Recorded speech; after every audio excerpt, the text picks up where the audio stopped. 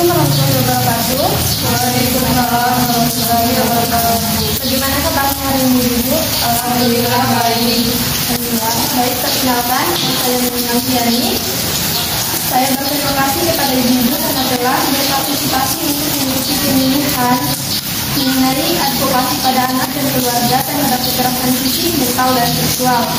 Adapun pokok pembahasan dari pemilihan saya yang pertama itu pengertian anak menurut undang-undang, kedua pengertian kekerasan terhadap anak, ketiga faktor-faktor penyebab kekerasan terhadap anak, empat bentuk kekerasan terhadap anak, dan kelima dampak kekerasan terhadap anak, enam perlindungan hukum terhadap kekerasan anak, dan yang ketujuh itu solusi mencegah terjadinya kekerasan terhadap anak. Baik, langsung saja ke pengertian anaknya itu.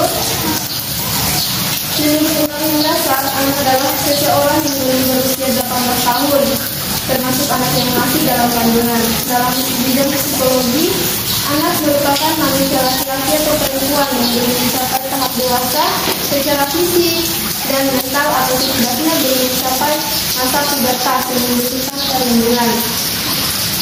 Yang kedua, pengertian kekerasan. Kekerasan anak adalah perlakuan orang dewasa atau anak yang lebih tua dengan menggunakan kekuasaan atau otoritasnya terhadap anak yang tak berdaya dan seharusnya menjadi tanggung jawab dari orang tua atau pengasuh yang berakibat penderitaan, kesengsaraan, cacat atau kematian. Kekerasan pada anak lebih bersifat sebagai bentuk penganiayaan fisik dengan terdapatnya tanda atau luka pada tubuh sang anak.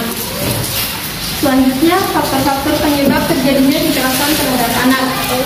Yang pertama itu, lemahnya pengawasan orang tua terhadap anak dalam memiliki bermain dan lain-lain. Hal ini bukan berarti orang tua menjadi diktator atau overprotektif. Namun, maraknya kriminalitas di negeri ini membuat dirinya meningkatkan kewaspadaan terhadap lingkungan sekitarnya.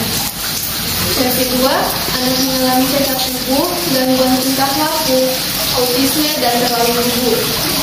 Yang ketiga itu kemiskinan keluarga atau banyak anak.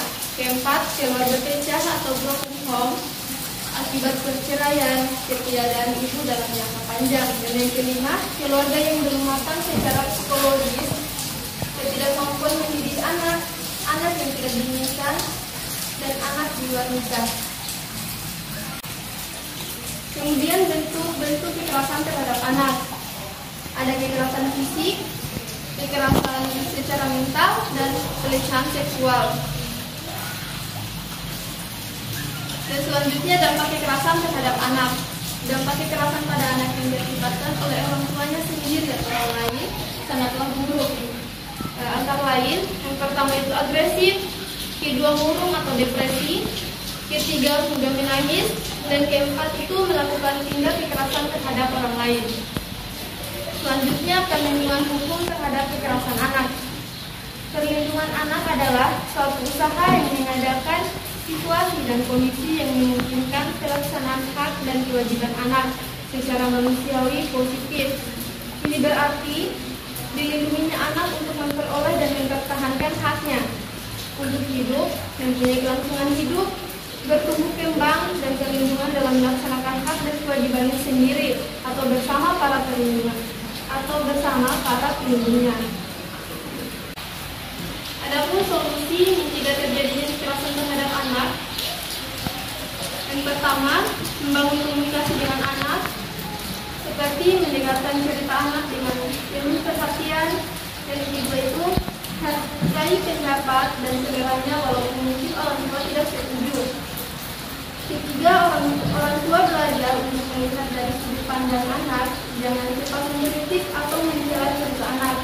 Dan yang keempat, jika anak cerita sesuatu hal yang sekiranya membahayakan, tanya anaknya bagaimana mereka melindungi bahaya tersebut.